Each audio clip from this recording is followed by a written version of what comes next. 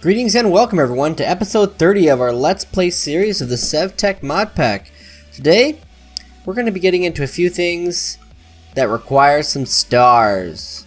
So I'm going to be doing my best to figure out and understand how Astral Sorcery works and build a few of the unique and interesting devices and equipment that it takes to work it. So one of the first things I want to do is make sure that our luminous crafting table is full, and it is. We're up here at like 106, 107, something like that. We're pretty high up, which is pretty good, but we can do better.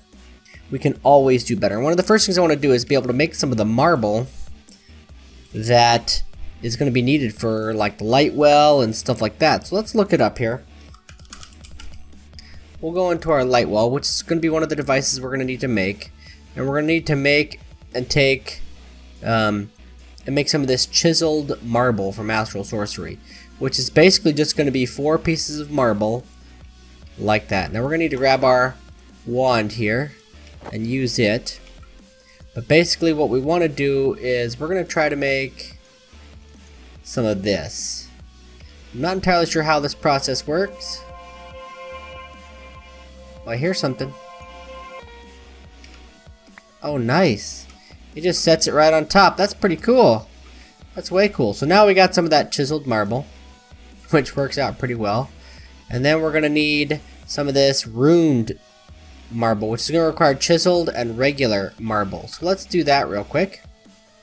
Should be pretty simple. We'll do it the same as we did last time. We'll do 2 of each. And then just smack it. Now let's watch it. Well, that didn't work out.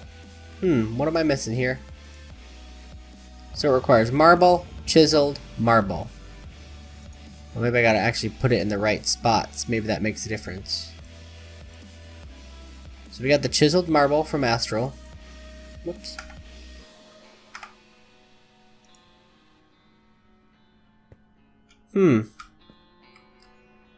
Wonder what I'm missing here. So we got chiseled and then raw marble. Maybe we're missing something here to be able to make that, because I'm trying not to use the chisel to make it, because I actually want to make it. So it requires marble from Astral Sorcery and then chiseled marble. Now I have raw marble from chisel. I don't have Astral Sorcery marble. That might be the difference. That's an easy fix.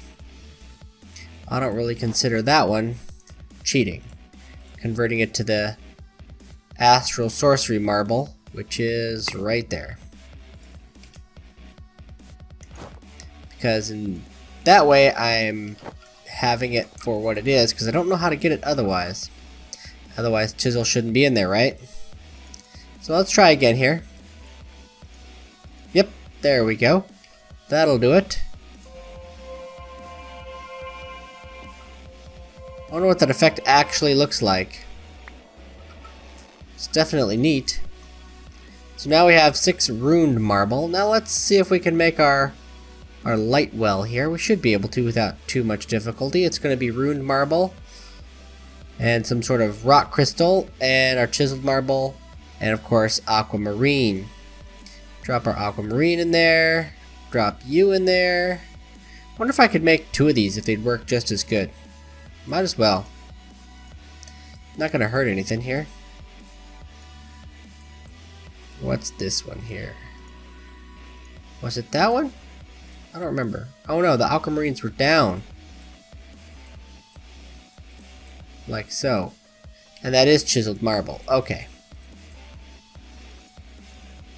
There we go. Smack it. We're losing daylight. We're losing daylight. Drop the other rock crystal. Smack it again. And we got liquefy. Okay, so let's set these down. Not entirely sure how they work yet, but we're going to find out. And it's uniform, so it's pretty. So let's see here. Let's look at our